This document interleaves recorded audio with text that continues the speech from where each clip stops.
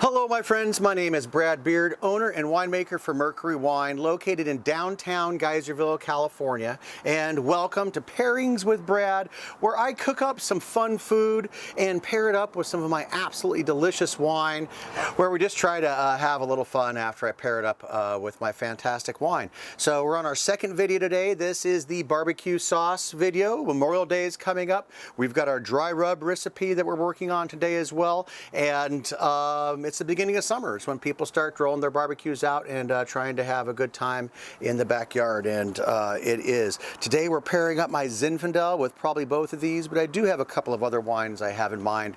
Once we taste it, we'll open those up and see if it works. Oh, 2017 Zin is tasting fantastic today. But let's go ahead and make a barbecue sauce.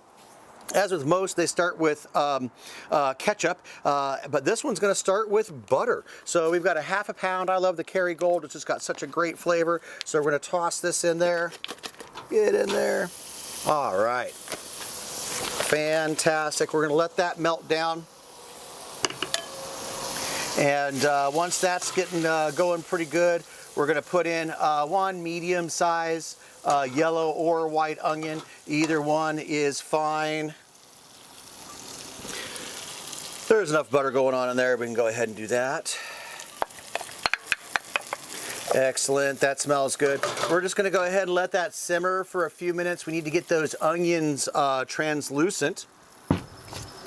There we go. Ooh, a little splashy, looking good there. All right.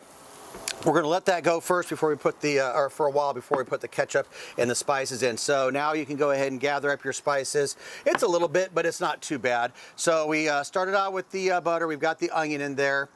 We are also going to be adding some apple cider vinegar, but we'll do that once the onions are ready to go.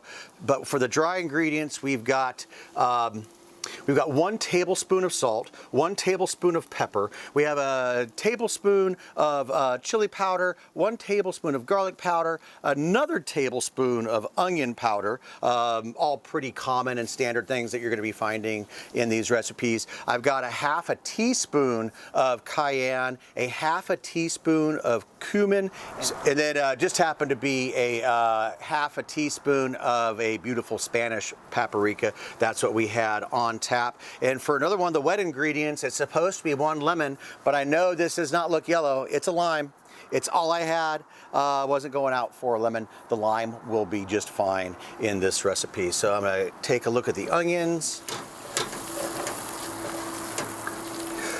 All right, I'm going to continue sauteing the onions, probably anywhere from 7 to 10 more minutes, maybe 15. The onions will tell me. It depends on how fine you diced them. This was a medium small dice. So instead of using brown sugar, which would be another classic additive to for any barbecue sauce, what we're going to go ahead and do is we're going to put in a ¼ cup of Lakanto monk fruit. I've got the golden kind here, and that's going to add some nice sweetness in there, and that's going to balance the acid. So next thing we're going to do is we're going to need to put a ½ a cup of apple cider vinegar in there.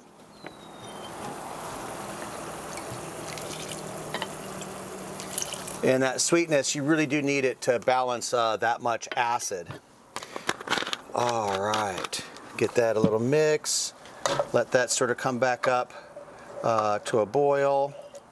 And then we're going to add our ketchup and our other dry ingredients and our fantastic lime there. Okay, that's looking pretty good. This is a ½ cup of any old ketchup will do. I'm a fan of the organic Heinz because they don't use high fructose corn syrup. Oh, I can smell the vinegar and the butter. There's just nothing better than that. Oh, so good. Fantastic. All right, now for my dry ingredients, I already have those guys ready to go. Dump that in, give it a little stir, and we want this to go ahead and come back up to a boil. It's going to be very important. And then we're going to take it down to a low simmer.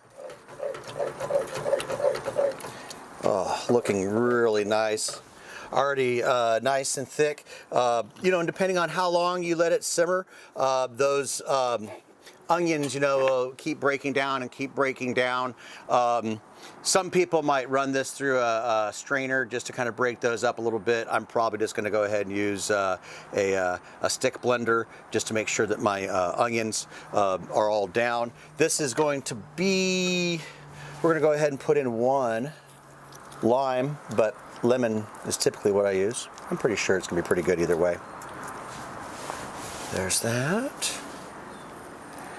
And then it kind of depends on how thick you like your sauce. So if you like your sauce a little thicker, go ahead and, you know, just keep on cooking it down and cooking it down until it gets to the thickness that you like.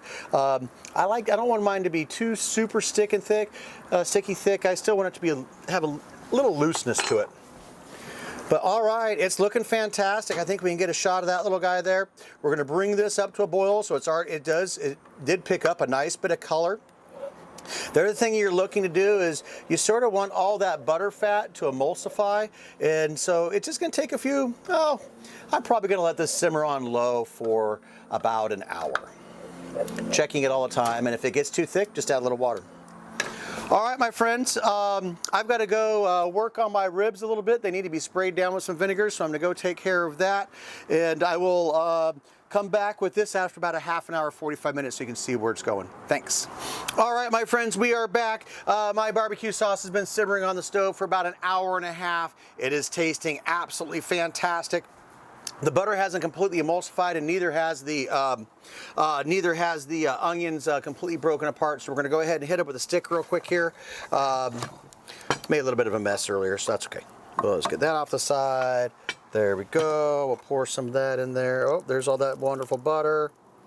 There we go. I think we can get it all in there. We'll try not to make too big of a mess.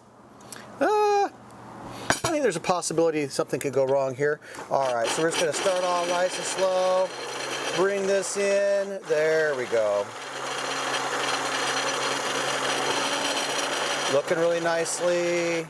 Oh, the color is absolutely fantastic. I hope you can see that. I can't believe it's making so much noise. Let's do that. Go a little higher. All right. Just mix it until you think it's ready.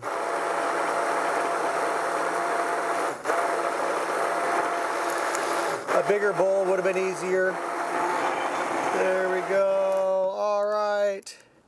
Oh, now it's looking fantastic. And so this is still pretty warm. What you want to, or still pretty hot. What you want to actually do is serve it warm, and that way the butter doesn't go running everywhere and escape. There we go. Get that out of the way.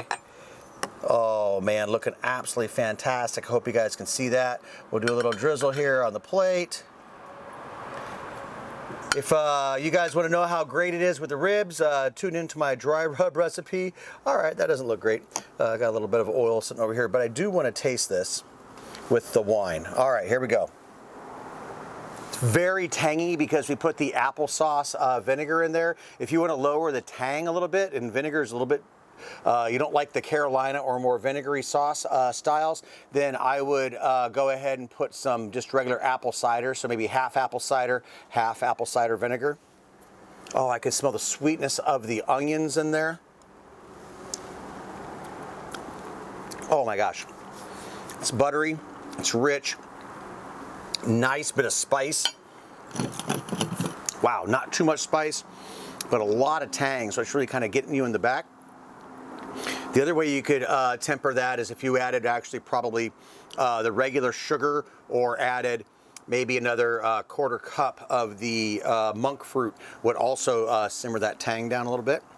But I'm really liking it. Oh my gosh, it is so good. I have not made this sauce in a long time.